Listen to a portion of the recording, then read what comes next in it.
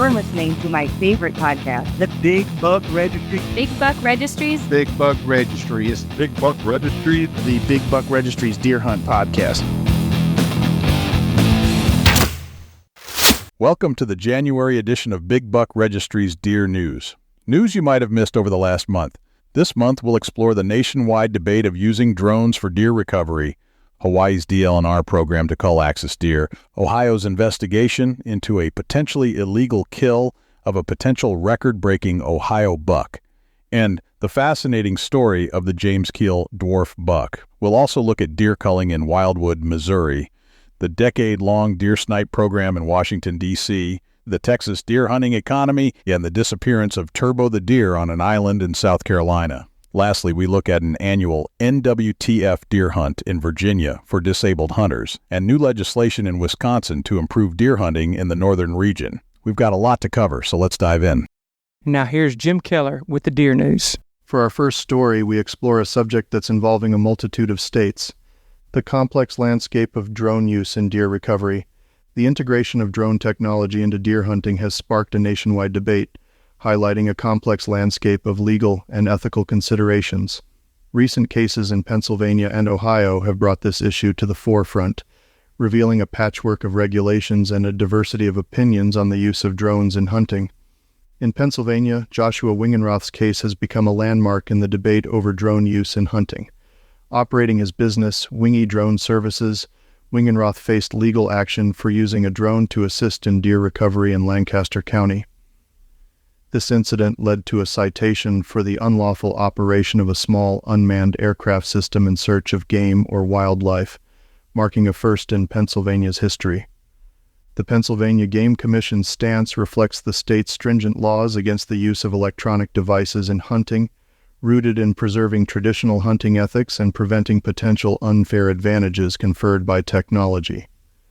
Ohio presents a contrasting approach where services like Mike Yoder's drone deer recovery operate legally, assisting hunters in tracking wounded deer.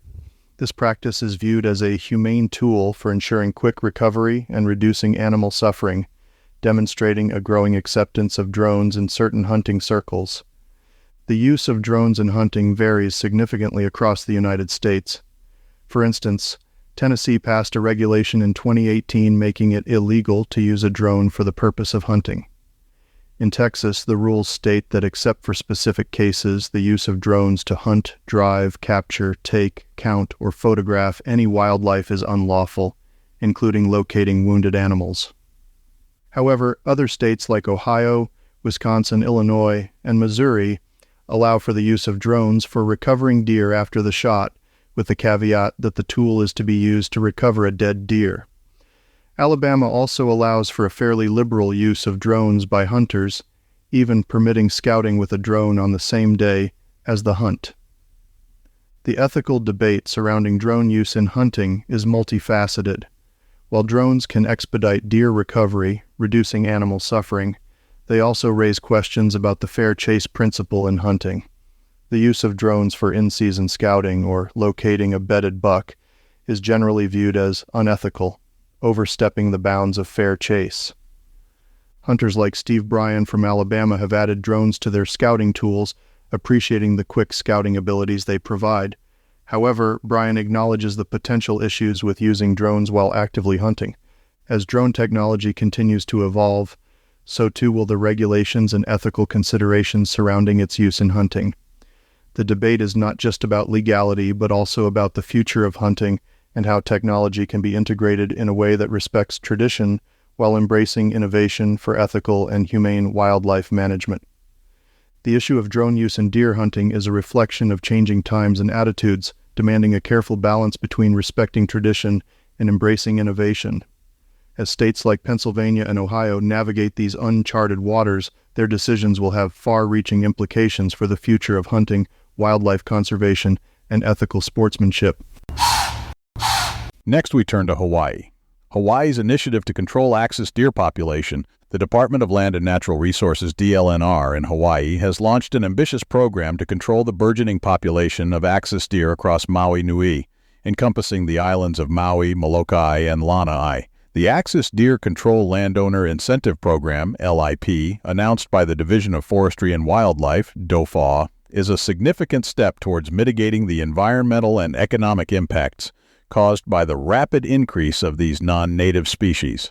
Axis deer, introduced to the Hawaiian Islands decades ago, have seen a dramatic population increase, leading to significant challenges in natural resource management, public safety, and economic interests. Their proliferation has particularly affected farmers and landowners, who struggle to keep the populations in check. The 2024 LIP aims to encourage and incentivize private landowners and lessees to actively participate in reducing the Axis deer numbers on their properties. The program offers a reimbursement of $25 to $50 per deer, aiming to bring the deer population to manageable levels. This initiative supplements existing control measures like fencing, public hunting, wildlife and game harvest permits, and other landowner efforts.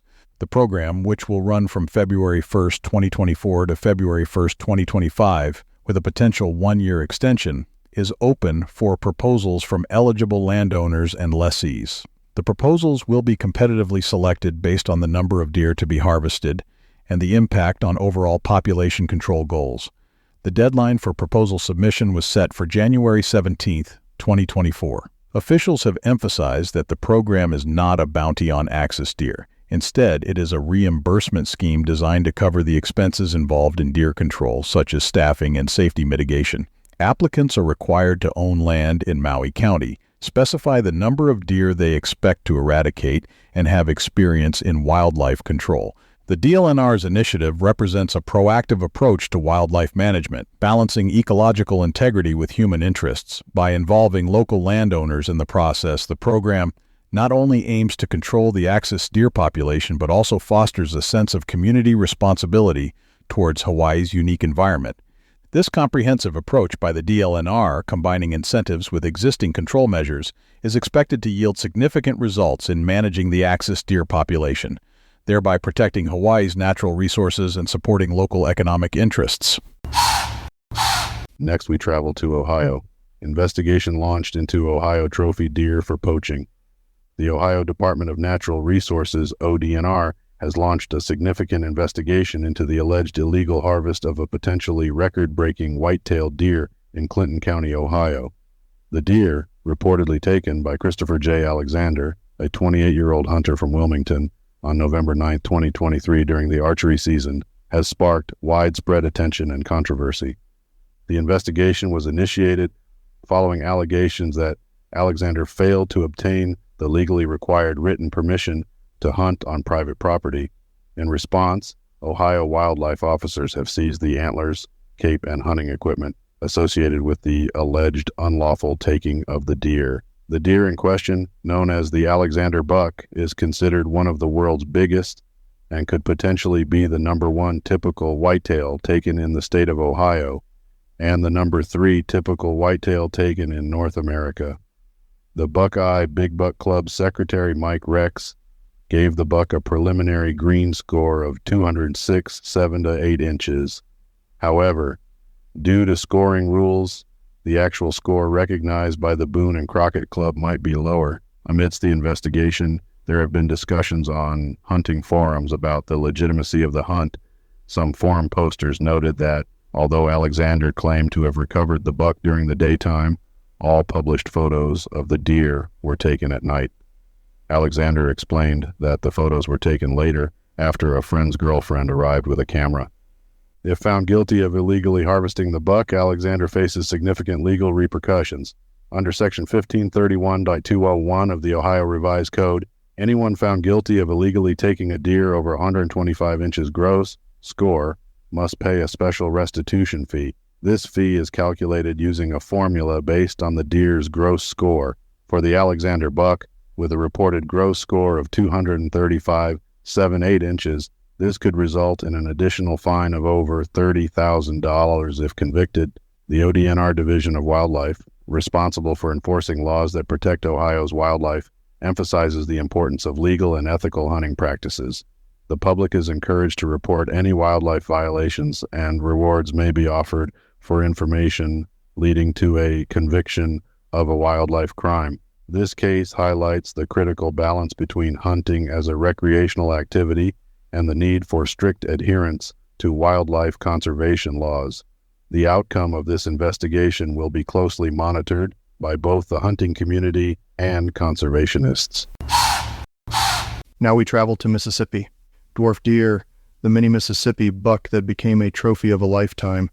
In a remarkable event that has captured the attention of hunting enthusiasts and wildlife experts alike, a Mississippi hunter, James Keel, harvested a mature buck that defies the norms of deer physiology.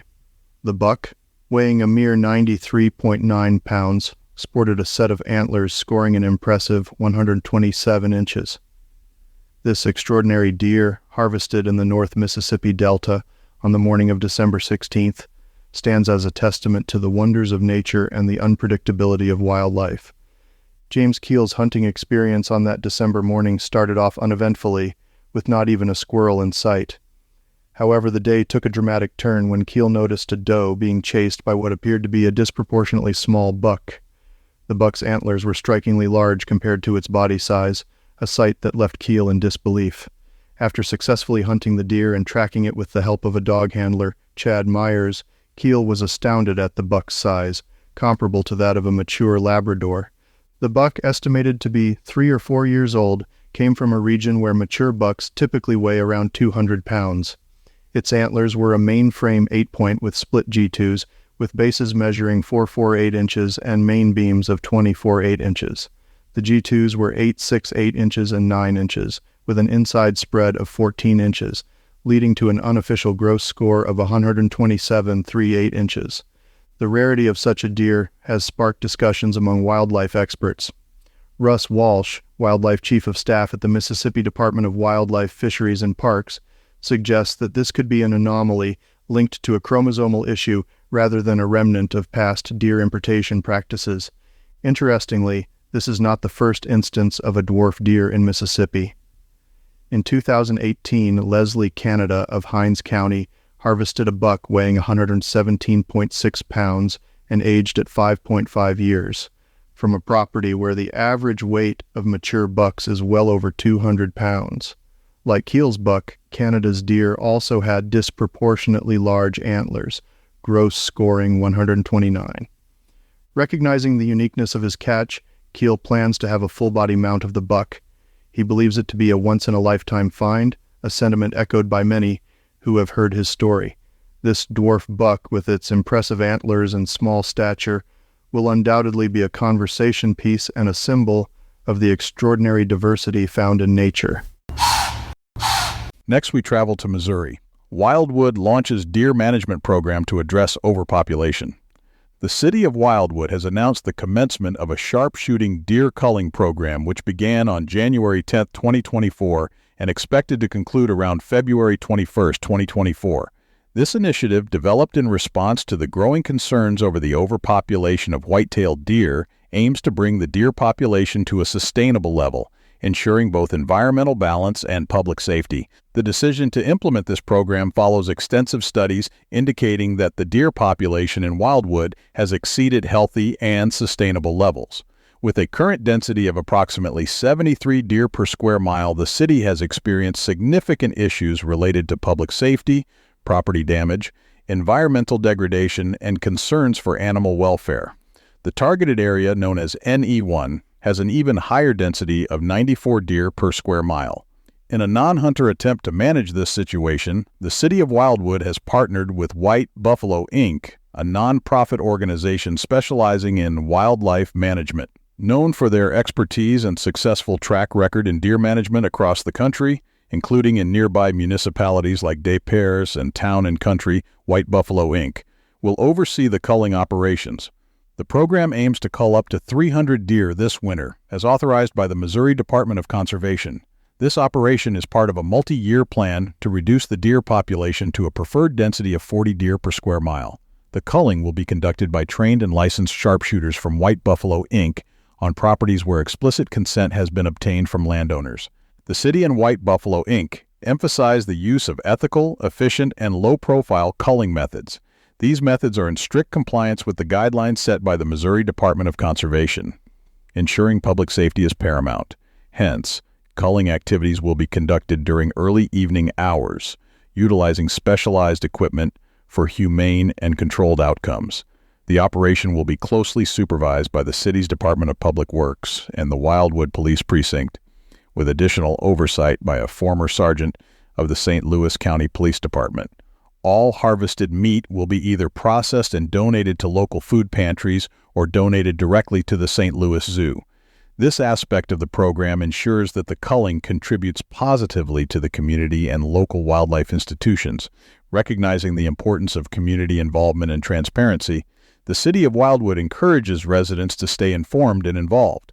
Detailed information about the program and ongoing updates can be accessed through the city's website. Additionally, residents can learn more about White Buffalo Inc. and their methods by visiting their website. For any concerns or inquiries, residents can fill out a form available on the city's website or contact the Department of Public Works directly. Next, we turn to the nation's capital, Washington, D.C., for another, but this time, covert deer culling operation. The secret war on deer in Washington, D.C., a clandestine operation. In the heart of the U.S. Capitol, a covert operation unlike any other is unfolding. For over a decade, the U.S. government has been engaged in a secretive campaign against an unexpected foe, white-tailed deer. This operation, carried out under the cover of darkness, involves highly trained sharpshooters from the U.S. Department of Agriculture, equipped with silenced weapons and advanced technology. The mission's epicenter is Rock Creek Park, a significant green space in northwest Washington, D.C., once frequented by President Teddy Roosevelt. The park's lush vegetation and absence of natural predators have created an ideal habitat for deer, leading to a population explosion. These deer pose a threat to the park's ecosystem, devouring native plants and disrupting the natural balance. To combat this, the government has deployed sharpshooters who operate at night using heat-sensing equipment to locate their targets. These operations have been described as highly efficient, with reports of dozens of deer being culled in a single night. The sharpshooters' methods are discreet, aiming to minimize public awareness and disturbance. The decision to use lethal means has not been without controversy. Alternatives such as sterilization and relocation were considered, but deemed impractical or ineffective.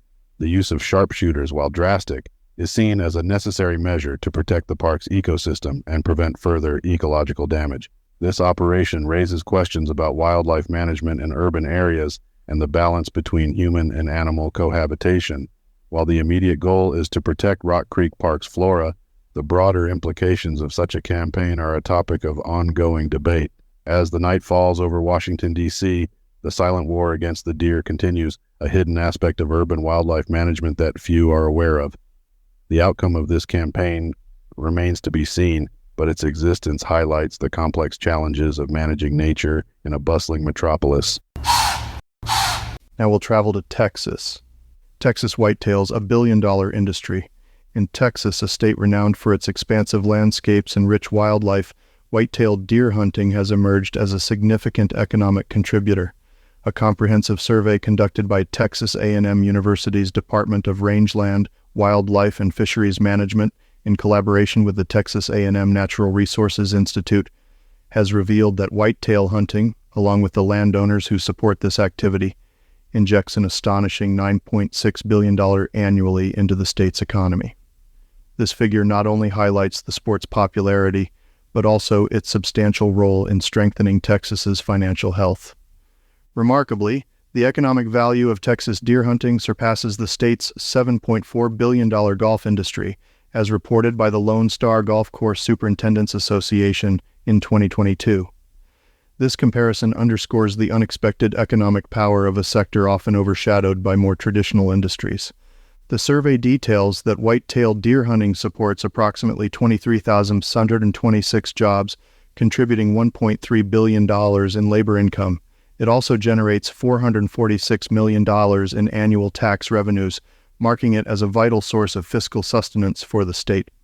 A significant portion of deer hunters are urban residents from Texas's largest metropolitan areas, including Dallas-Fort Worth, Houston, Austin, and San Antonio. These hunters travel to rural areas, particularly in central Texas, known for higher deer densities. Their spending, estimated at $472 million in travel alone, significantly benefits rural economies that might otherwise lack substantial financial input from other industries. Landowners who support white-tailed deer hunting generate about $5 billion in annual economic output.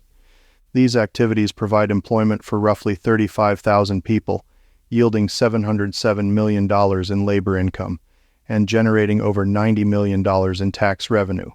Llano County, often referred to as the deer capital of Texas, particularly benefits from this economic activity. It's estimated that the 15,000 hunters visiting the county each fall contribute as much as $3.5 million annually. The survey also addresses conservation efforts and the management of chronic wasting disease in white-tailed deer. The economic contributions from hunting support various conservation initiatives through excise taxes. Moreover, understanding the economic impacts of deer hunting is crucial for informed decision-making in wildlife management, especially in light of disease outbreaks. The survey targeted 100,000 Texas Super Combo license holders for the 2022-2023 hunting season, achieving a 9% response rate.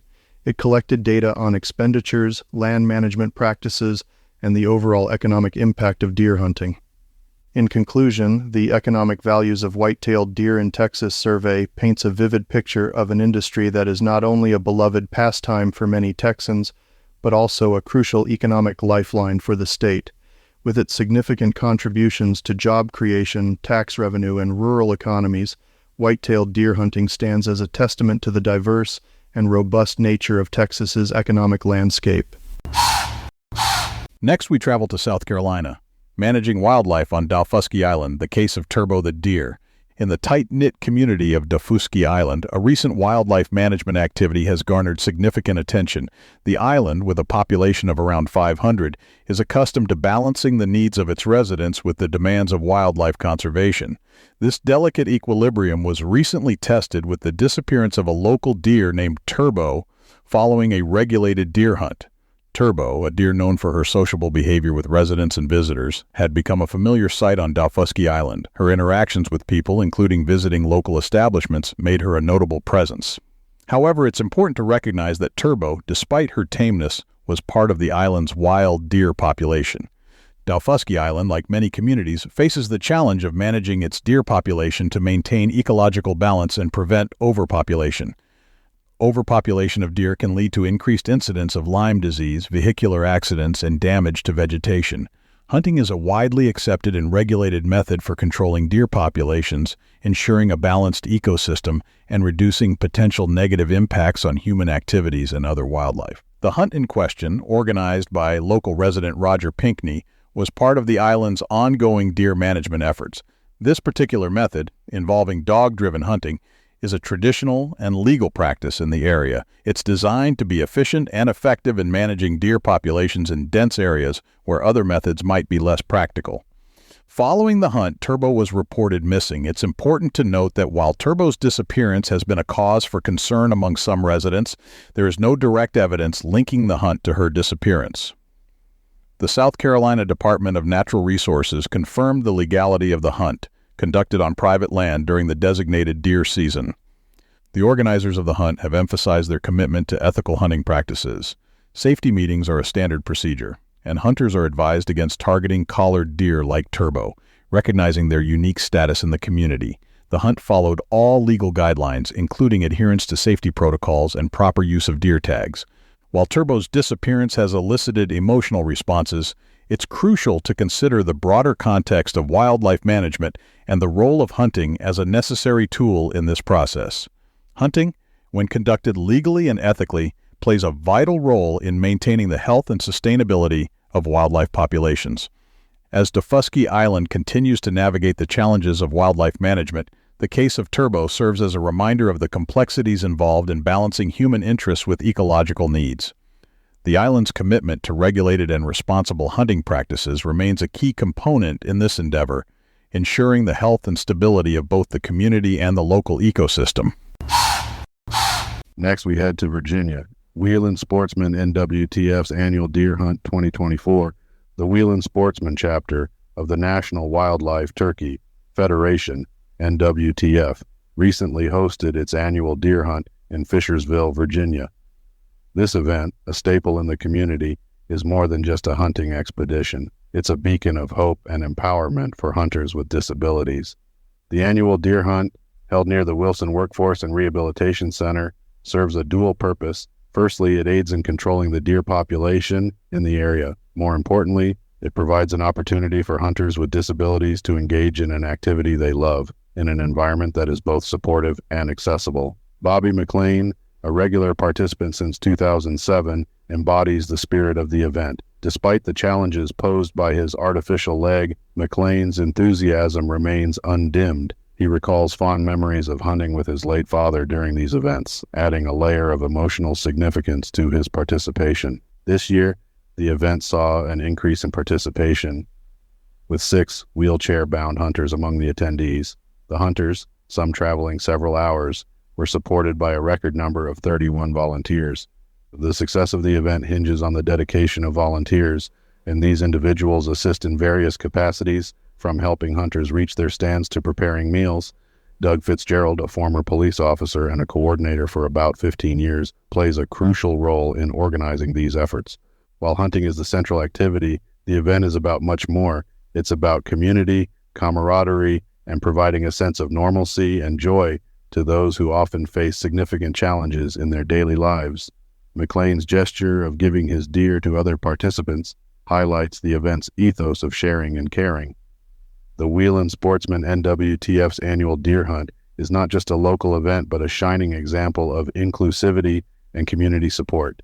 As they look forward to future hunts, the organizers continue to seek donations and volunteers to keep this unique tradition alive and thriving. For those interested in contributing or participating, contact Doug Fitzgerald to learn more about how you can support this remarkable event.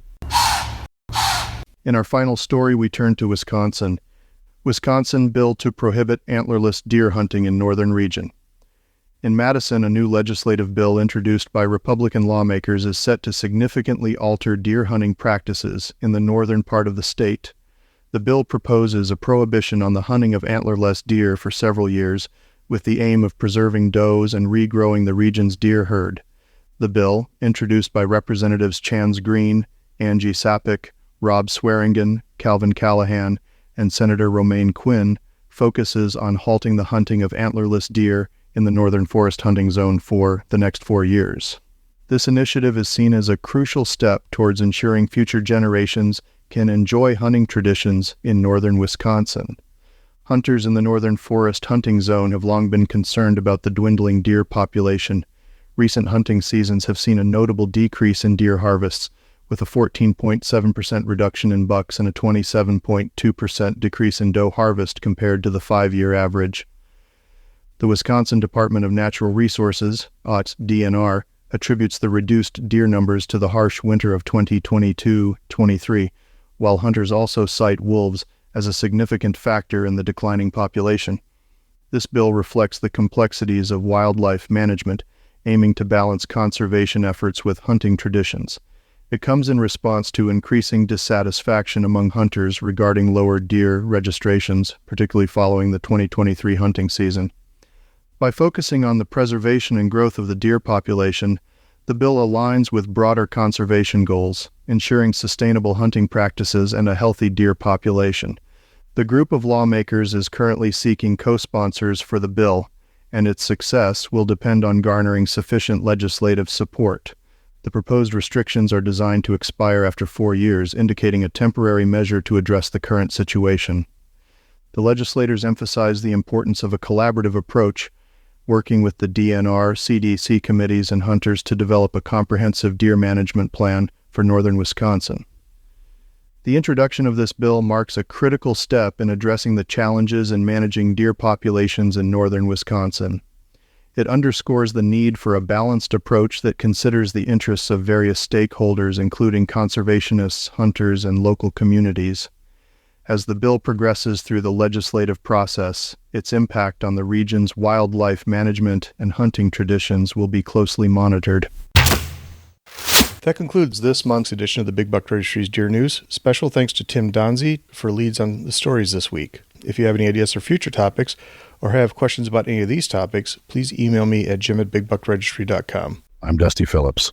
I'm Jim Keller. And I'm J. Scott Ammon. And thank you for tuning in to the Big Buck Registry's Deer Hunt podcast. We can be found on Apple, Spotify, or wherever you listen to podcasts. If you would like to support us and our cause, please consider buying some merchandise off of our merch page by visiting www.bigbuckmerch.com. Catch you next time and good luck in the deer woods.